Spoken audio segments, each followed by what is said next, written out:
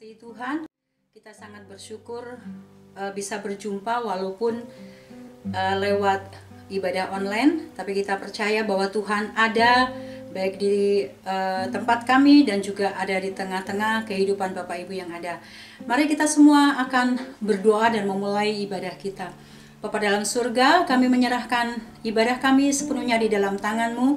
Kami percaya tangan kasih-Mu turun atas kami semua, baik di rumah-rumah sidang jemaat. Penghiburan yang daripada Roh Kudus senantiasa bekerja dalam kehidupan kami, kerinduan akan Engkau, maka akan tergenapi pada hari ini dengan sukacita. Kami beribadah dan diberkati Tuhan, baik pujianlah maupun firman Tuhan kiranya akan memberkati kehidupan kami semua. Di dalam nama Tuhan Yesus kami sudah berdoa dengan ucapan syukur. Haleluya. Amin. Puji Tuhan, mari kita angkat pujian. Kemurahan-Mu lebih dari hidup.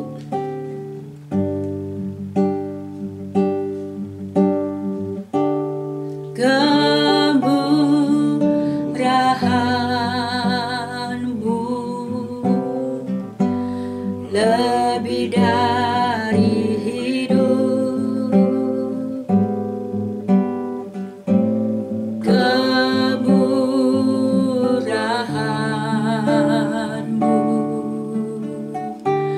lebih dari hidup, bahwa lidahku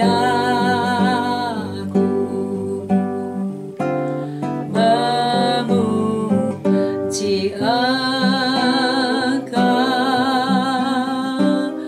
kemurahan-Mu lebih dari hidup. Sekali lagi katakan kemurahan-Mu Tuhan, kemurahan-Mu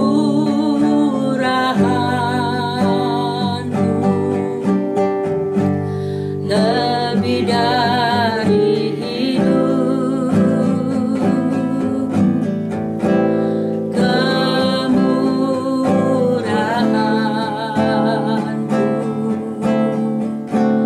lebih dari hidup, bahwa lidahku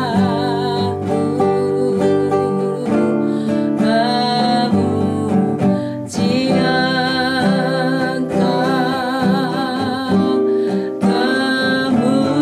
kemurahan-Mu lebih dari hidup, kemurahan-Mu lebih dari hidup, kemurahan-Mu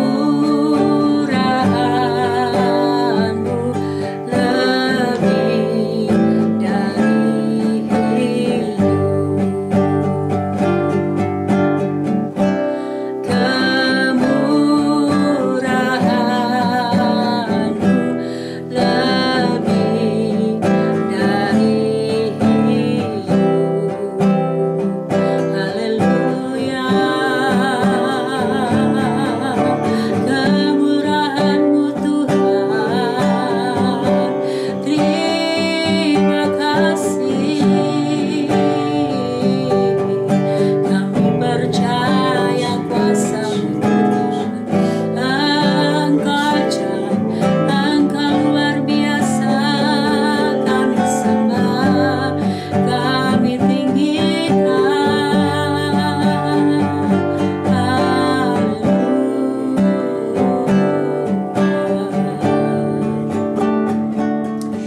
Haleluya, haleluya, haleluya. Mari kita akan bersukacita di dalam Tuhan, berglori di dalam nama Yesus. Biarlah semua boleh diberkati lewat pujian kita. Mari kita katakan glory, glory, haleluya. Mari semua bertepuk tangan.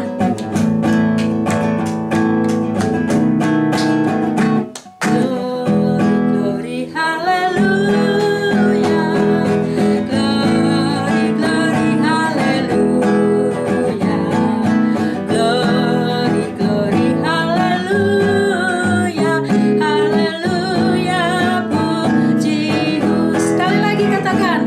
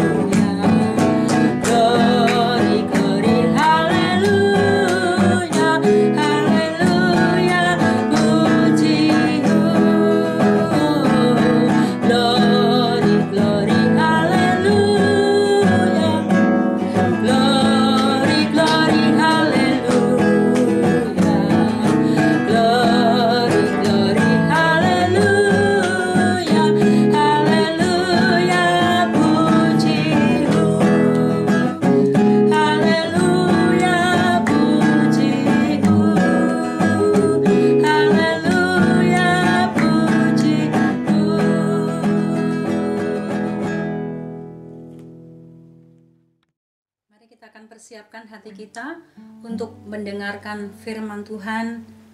Dan kita angkat pujian, ku ada sebab anugerah-Mu.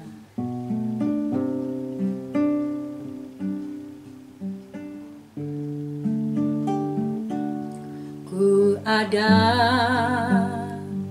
sebab anugerah-Mu. Ku ada karena kasih-Mu, Tuhan Yesus. Ku berterima kasih buat kasih rahmat-Mu. Ku ada sebab anugerah-Mu. Ku ada karena kasih-Mu, Tuhan Yesus. Ku berterima kasih buat kasih rahmat-Mu. Terima kasih Yesus, Yesus. Terima kasih, hanya anugerah-Mu buat hidupku sekarang. Ku kan memuji-Mu selamanya. Terima kasih Yesus, Yesus. Terima kasih, hanya anugerah-Mu buat hidupku sekarang. Ku kan memuji-Mu selamanya. Sekali katakan terima kasih Yesus, Yesus. Terima kasih, hanya anugerah-Mu buat hidupku sekarang. Ku kan memuji-Mu selamanya. Ku kan memuji-Mu selamanya. Ku kan memuji-Mu selamanya.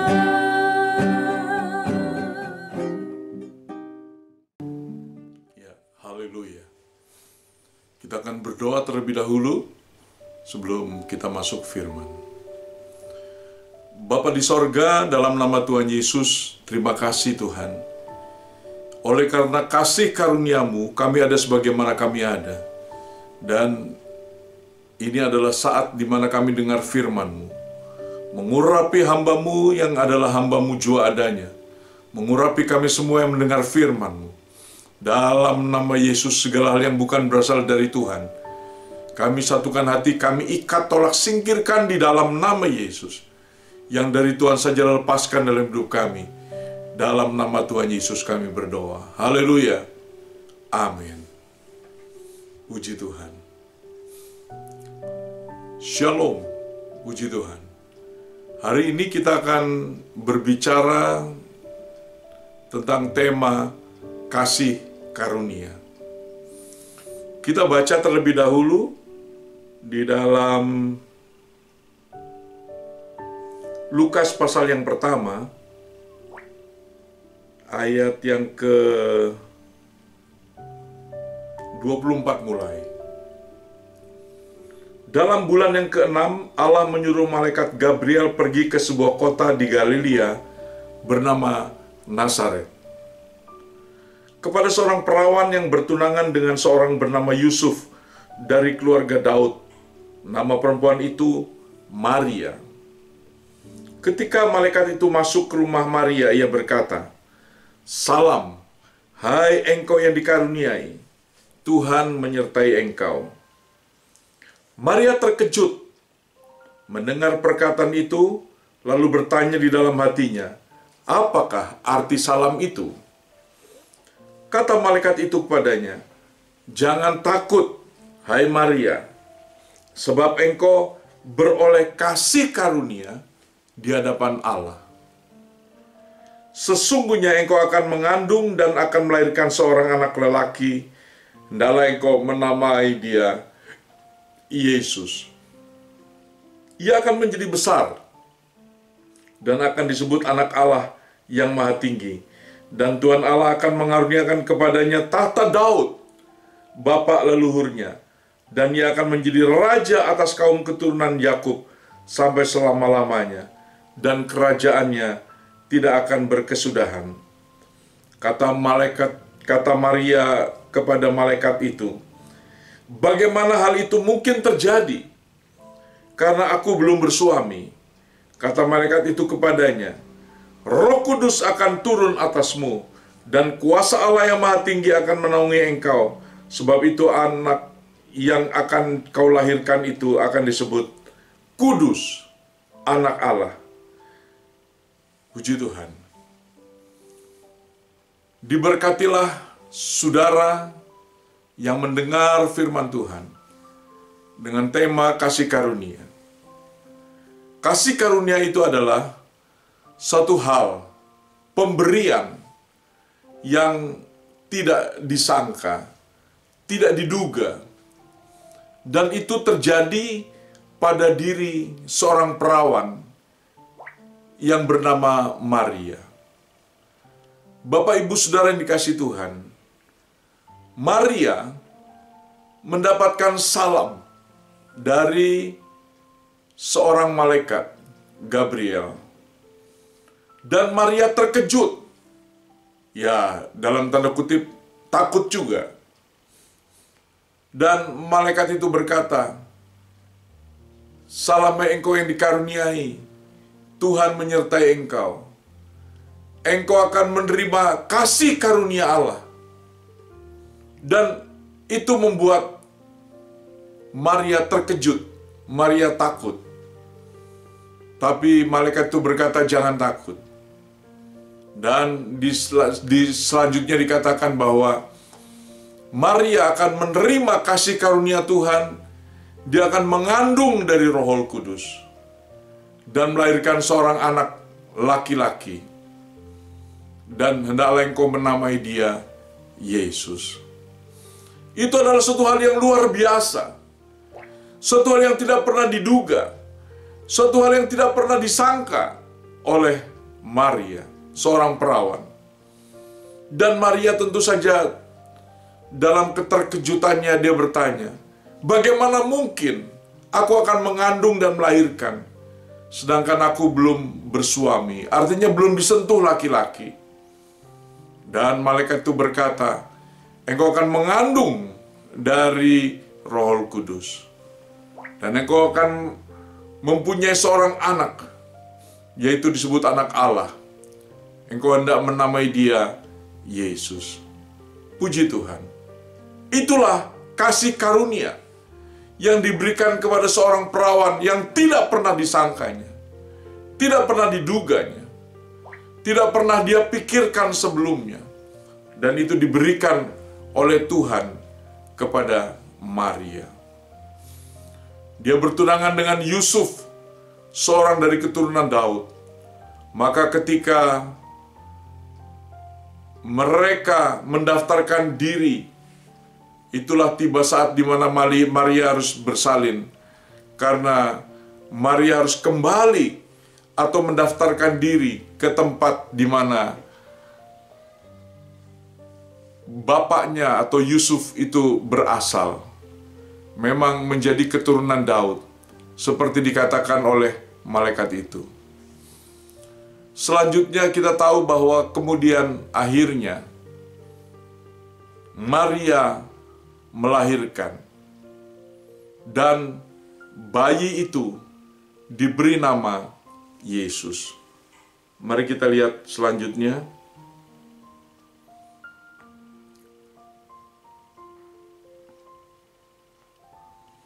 Di dalam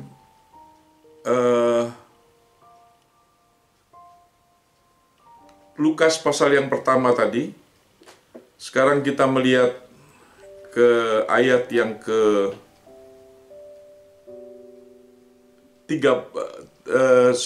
ayat yang ke-80. Yakni setelah Yesus pada hari yang ke-8, menurut adat Yahudi harus disunat. Dan Yesus dibawa ke bait Allah. Dan kemudian ada Simeon dan Hana, seorang atau dua pribadi yang sedang menanti-nantikan juru selamat. Kemudian Yesus diserahkan kepada Tuhan. Dan dikatakan di ayat 80, adapun anak itu, yaitu Yesus, bertambah besar dan makin kuat rohnya, dan ia tinggal di padang gurun sampai hari ia harus menampakkan diri kepada Israel. Itu bicara tentang Yohanes Pembaptis. Tapi ketika kita bicara mengenai Yesus, maka Yesus juga mendapatkan satu hal yang sama. Dan Yesus makin bertambah besar dan bertambah hikmatnya dan besarnya, dan dikasih oleh Allah dan manusia.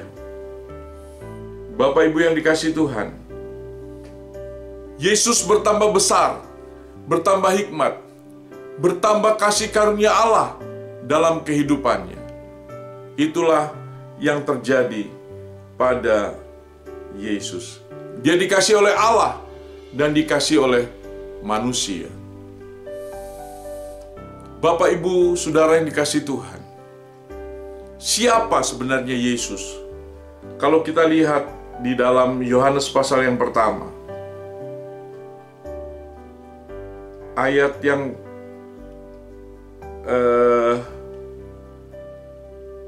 14, sebelumnya di ayat 1 dulu. Pada mulanya adalah Firman. Firman itu bersama-sama dengan Allah, dan Firman itu adalah Allah. Jadi pada mulanya adalah Firman. Firman itu bersama-sama dengan Allah, dan Firman itu adalah Allah. Jadi Firman itu adalah Allah. Di ayat ke-14 dikatakan, di ayat 14,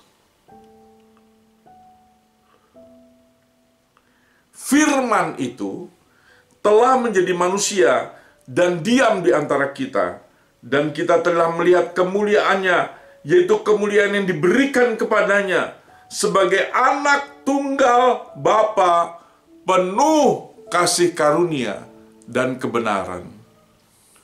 Persis seperti dikatakan oleh para malaikat, dikatakan oleh malaikat Gabriel pada waktu dia memberitahu kepada Maria yang diberi kasih karunia Allah itu, dia akan mempunyai seorang anak yang disebut anak Allah.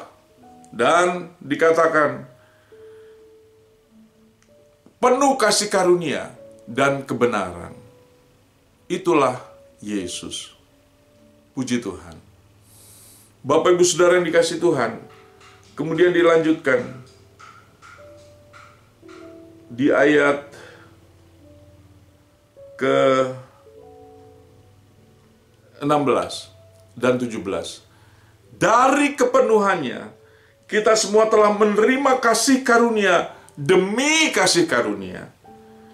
Sebab hukum Taurat diberikan oleh Musa, tetapi kasih karunia dan kebenaran datang oleh Yesus Kristus. Puji Tuhan. Diberkatilah saudara dan saya yang percaya kepada Yesus Kristus, karena kita menerima kasih karunia Allah yang kekal itu, agar kita menerima hidup yang kekal. Sebab kita seharusnya binasa oleh maut, sebab upah dosa adalah maut. Dan oleh kasih karunia kamu dibenarkan dengan cuma-cuma. Puji Tuhan. Bapak, Ibu, Saudara yang dikasihi Tuhan, oleh kasih karunia kita menerima keselamatan, kita menerima hidup yang kekal. Ada suatu cerita, Bapak, Ibu, Saudara yang dikasihi Tuhan, di dalam Lukas pasal yang ke-8, Kisah Rasul pasal yang ke-8. Kita cari dulu. Kisah Rasul ke-8 ayat ke-29 mulai. Cerita tentang sida-sida dari tanah Ethiopia. Lalu kata Roh kepada Filipus, "Pergilah ke situ dan dekatilah kereta itu." Filipus segera ke situ dan mendengar sida-sida itu sedang membaca kitab Nabi Yesaya. Kata Filipus, "Mengertikah Tuhan apa yang Tuhan baca itu?" Jawabnya, "Bagaimanakah aku dapat mengerti kalau tidak ada yang membimbing aku?" Lalu ia meminta Filipus naik dan duduk di sampingnya. Nas yang dibacanya itu berbunyi seperti berikut. "Seperti seekor domba ia dibawa ke pembantaian, dan seperti anak domba yang keluh di depan orang yang menggunting bulunya. Demikianlah ia tidak membuka mulutnya. Dalam kehinaannya berlangsunglah hukumannya. Siapakah yang akan menceritakan asal-usulnya? Sebab nyawanya diambil dari bumi."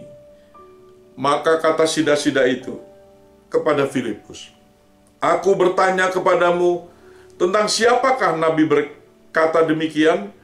Tentang dirinya sendiri atau tentang orang lain?" Maka mulailah Filipus berbicara, dan bertolak dari nas itu ia memberitakan Injil Yesus kepadanya. Mereka melanjutkan perjalanan mereka dan tiba di suatu tempat yang ada air. Lalu kata sida-sida itu, "Lihat, di situ ada air. Apakah halangannya jika aku dibaptis?" Saud Filipus, "Jika Tuhan percaya dengan segenap hati, boleh." Jawabnya, "Aku percaya bahwa Yesus Kristus adalah Anak Allah." Lalu orang Ethiopia itu menyuruh menghentikan kereta itu, dan keduanya turun ke dalam air, baik Filipus maupun sida-sida itu, dan Filipus membaptis dia. Dan setelah mereka keluar dari air, Roh Tuhan tiba-tiba melarikan Filipus, dan sida-sida itu tidak melihatnya lagi. Ia meneruskan perjalanannya dengan sukacita. Ada kasih karunia yang baru diterima oleh sida-sida dari tanah Ethiopia itu. Ada kasih karunia Allah. Dia membaca kitab Yesaya dan tidak mengerti. Tapi Roh menyuruh Filipus untuk mendekati kereta di mana sida-sida itu ada, dan menjelaskan, bertolak dari nas itu, menjelaskan siapa Yesus. Itu adalah kasih karunia.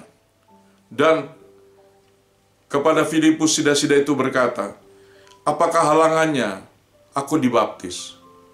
Filipus berkata, "Boleh, asal engkau percaya." Sida-sida berkata, "Aku percaya bahwa Yesus adalah Anak Allah." Dan mereka berdua turun ke air, dan itulah baptisan air. Filipus membaptis sida-sida dari tanah Ethiopia itu. Dan kemudian mereka keluar dari air, dan tiba-tiba Roh Kudus melarikan Filipus. Tetapi sida-sida itu telah bersukacita karena dia telah menerima kasih karunia Allah melalui baptisan dan Roh Kudus yang mengerjakannya melalui Filipus. Itu adalah kasih karunia Allah yang besar. Ada satu lagi contoh kasih karunia Allah, yaitu di dalam Kisah Rasul pasal yang ke-9. Ada cerita mengenai Saulus. Dikatakan di ayat 1 mulai, "Sementara itu berkobar-kobar hati Saulus untuk mengancam dan membunuh murid-murid Tuhan. Ia menghadap imam besar dan meminta surat kuasa daripadanya untuk dibawa kepada majelis-majelis Yahudi di Damsyik, supaya jika ia menemukan laki-laki atau perempuan yang mengikuti jalan Tuhan, ia menangkap mereka dan membawa mereka ke Yerusalem." Dalam perjalanannya ke Damsyik, ketika ia sudah dekat kota itu, tiba-tiba cahaya memancar dari langit mengelilingi dia. Ia rebah ke tanah, dan kedengaranlah olehnya suatu suara yang berkata kepadanya, "Saulus, Saulus, mengapakah engkau menganiaya aku?" Jawab Saulus, "Siapakah engkau, Tuhan?" Katanya, "Akulah Yesus yang engkau aniaya itu. Tetapi bangunlah, pergilah ke dalam kota. Di sana akan dikatakan kepadamu apa yang harus kau perbuat." Maka termangu-mangulah teman-teman seperjalanan, karena mereka mendengar suara itu, tapi tidak melihat seorang juga pun. Saulus bangun dan berdiri lalu membuka matanya, tetapi ia tidak dapat melihat apa-apa. Mereka harus menuntun dia masuk ke Damsyik. 3 hari lamanya ia tidak dapat melihat, dan 3 hari lamanya ia tidak makan dan minum. Di Damsyik ada seorang murid Tuhan bernama Ananias. Firman Tuhan kepadanya dalam suatu penglihatan, "Ananias." Jawabnya, "Ini aku, Tuhan." Firman Tuhan, "Mari, pergilah ke jalan yang bernama Jalan Lurus, dan carilah di rumah Yudas seorang dari Tarsus yang bernama Saulus. Ia sekarang berdoa." Dan dalam suatu penglihatan ia melihat bahwa seorang yang bernama Ananias masuk ke dalam dan menumpangkan tangannya ke atasnya supaya ia dapat melihat lagi. Rupanya perilaku Saulus itu sudah dikenal. Dan ini yang dikatakan oleh Ananias. Jawab Ananias, "Tuhan, dari banyak orang telah kudengar tentang orang itu, betapa banyaknya kejahatan yang dilakukannya terhadap orang-orang kudus-Mu di Yerusalem. Dan ia datang kemari dengan kuasa penuh dari imam-imam kepala untuk menangkap semua orang yang memanggil nama-Mu." Tetapi firman Tuhan kepadanya, "Pergilah, sebab orang ini adalah alat pilihan bagiku untuk memberitakan namaku kepada bangsa-bangsa lain, serta raja-raja dan orang-orang Israel. Aku sendiri akan menunjukkan kepadanya betapa banyak penderitaan yang harus ia tanggung oleh karena namaku." Lalu pergilah Ananias ke situ dan masuk ke rumah itu. Ia menumpangkan tangannya ke atas Saulus, katanya, "Saulus, saudaraku," yang tadinya dicurigai memang betul-betul adalah penganiaya. Dia panggil, "Saulus, saudaraku, Tuhan Yesus yang telah menampakkan diri kepadamu di jalan yang engkau lalui telah menyuruh aku kepadamu supaya engkau dapat melihat lagi dan penuh dengan Roh Kudus." Dan seketika itu juga seolah-olah selaput gugur dari matanya, sehingga ia dapat melihat lagi. Ia bangun, lalu dibaptis. Puji Tuhan. Dari 2 peristiwa ini ada berbicara tentang kasih karunia. Seorang sida-sida yang tidak mengerti apa yang dibacanya. Kemudian ada Filipus yang menerangkannya. Siapa itu Yesus? Dan sida-sida itu dibaptis dalam baptisan air. Juga Saulus, seorang penjahat yang seakan-akan dia melakukan perintah Allah, padahal dia membunuh orang-orang yang mengikut jalan Tuhan. Tuhan langsung menampakkan diri kepadanya dalam keadaan sinar terang, dan Saulus buta matanya. Puji Tuhan. Akhirnya Ananias menumpangkan tangan kepada Saulus. Dia menerima kasih karunia Allah, dan selaput dari matanya gugur, dan dia bisa melihat lagi. Puji Tuhan. Saudara dan saya bukan orang yang benar. Kita orang yang berdosa. Namun karena kasih karunia Allah, kita percaya kepada Yesus dan menerima hidup yang kekal. Kita dibaptis. Kita terus berjalan di dalam kasih karunia Allah. Suatu ketika, saya berpikir, apakah saya benar atau salah dalam hidup ini? Saya seringkali merasa saya hanya melaksanakan saja tugas-tugas saya. Sampai suatu ketika saya bicara dengan seorang hamba Tuhan, dan hamba Tuhan itu bicara bahwa apa yang saya terima itu adalah merupakan kasih karunia. Jadi apa yang kita terima ini sebetulnya semuanya adalah kasih karunia. Jangan pernah menyepelekan kasih karunia. Dia adalah pribadi Allah yang adalah Allah yang telah menjadi manusia dan diam di antara kita. Dia telah memberi kita kasih karunia, sehingga siapapun yang percaya kepadanya tidak binasa, melainkan beroleh hidup yang kekal. Dikatakan di ayat lain bahwa oleh satu orang kita semua menerima dosa, kematian kekal. Tapi oleh satu orang, yaitu Yesus, kita menerima kehidupan yang kekal. Tuhan Yesus Kristus memberkati kita semua. Tetaplah hidup dalam kasih karunia Tuhan.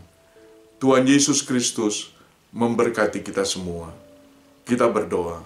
Haleluya. Bapa di sorga, dalam nama Tuhan Yesus, terima kasih. Hidup ini hanyalah karena kasih karunia-Mu, Tuhan. Hidup ini adalah kesempatan yang Kau berikan kepada kami untuk menunaikan tugas pelayanan yang Kau berikan. Hidup ini adalah karena kasih karunia karena Kau berikan kepada kami, sehingga kami menerima hidup yang kekal dalam Tuhan.